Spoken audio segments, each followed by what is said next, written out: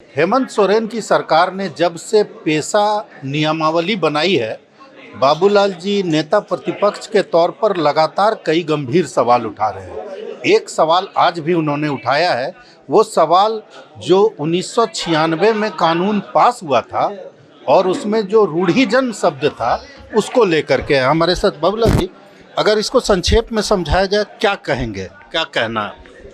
देखिए, पहली बात तो हमने कहा कि 1996 का जो एक्ट है, पेशा एक्ट, उस एक्ट को ही इन्होंने वायलेट किया है कम्प्लीटली। कैसे? जो कि उस एक्ट में स्पष्ट रूप से रूढ़िजन विधि, धार्मिक परंपरा, इसमें उल्लेख है उस एक्ट में, और उसी को इन्होंने समाप्त कर दिया। उन्हें परंपरा, रीति रिवाज ऐसा करके उसको उन्होंने। बाबूलाल जी थोड़ा समझाइए हम लोगों को, जो अभी आप अपने से उदाहरण दिए। तो इसलिए मैंने कहा कि भाई देश में 700 से अधिक अनुसूचित जनजाति वर्ग के लोग रहते हैं, माने उनको सूचीबद्ध किया गया ये जातियों को। जी। झारखंड में भी 35 ऐसे जातियां हैं जिनको सूचीबद्ध किया। तो हर जाति की, तो पहले तो मैं कहूँगा कि हर जाति की अपना अपना फेथ भी है, प्रैक्टिस भी करते हैं वो। जैसे हम संथाल है जी, हमारी फेथ क्या है? हम मारंग गुरु को मानते हैं, जाहिर आयो को मानते हैं, हम मांझी थान में पूजा करते हैं और जाहिर थान में पूजा करते हैं। यानी और जातियों से हमें ये अलग करता है। तो ये हमारा फेथ है, हमारी ये प्रैक्टिस है। ये रूढ़िजन जो विधि और धार्मिक अनुष्ठान इसको कहते हैं, इसी को हमने अंग्रेजी शब्द का प्रयोग किया, जो उपयुक्त शब्द हमको यही लगा कि फेथ और प्रैक्टिस।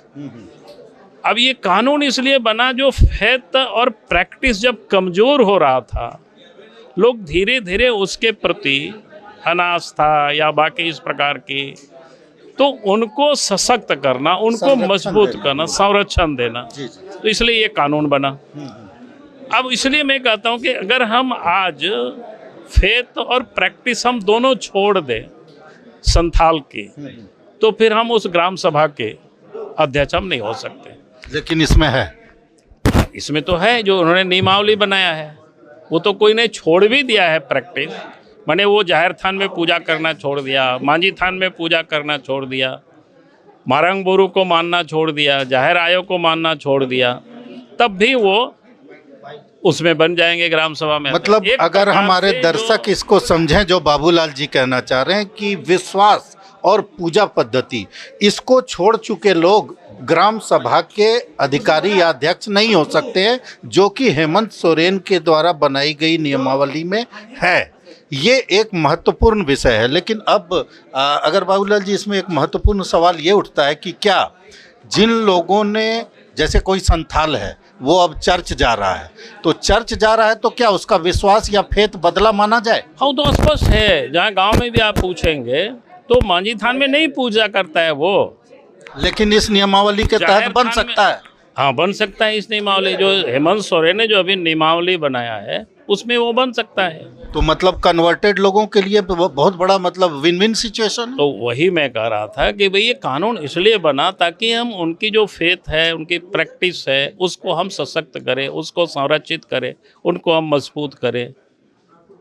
इसलिए 1996 में ये एक्ट बना। अब बाबूलाल जी, एक अंतिम सवाल। दो रास्ते होते हैं राजनीतिक दलों के लिए या राजनीति करने वाले लोगों के लिए। एक तो है कि कानून का ये उल्लंघन है, तो कानून के उल्लंघन के खिलाफ तो कोर्ट जाता है, और दूसरी तरफ है कि जनता की अदालत में राजनीतिक दल जाते हैं। क्या कोर्ट आप जाएंगे? नहीं, हम जनता की अदालत में जाना हम प्रेफर करेंगे, क्योंकि हम अपने जो कार्यकर्ता है, कम से कम इस फेथ और प्रैक्टिस में जो हमारे जाति के लोग हैं, जाति मतलब ये जो 30-35 जातियाँ हैं, उनको कहेंगे गांव-गांव जाकर के बताओ, ये आपका जो हक है, आपकी जो अधिकार है, जो केंद्र सरकार ने 1996 में कानून बना करके जो दिया है, हेमंत सोरेन उसको भी छीनने के लिए इन्होंने। तो जब कानून का उल्लंघन हो रहा है तो कोर्ट क्यों नहीं जाइएगा? कोर्ट तो जाते रहे हैं आप लोग। नहीं, कोर्ट जाते रहे हैं, वो देखेंगे, लेकिन हमारा बिल्कुल इस समय है कि हम जनता के बीच जाएं। जब सबसे मजबूत जो इकाई होती है अंतिम में, तो फिर हम वहाँ जाना, मतलब लोकतंत्र का जो भगवान। हाँ, बिल्कुल। भारत एक्सप्रेस के लिए रांची से कैमरामैन धर्मेंद्र के साथ मधुकर आनंद।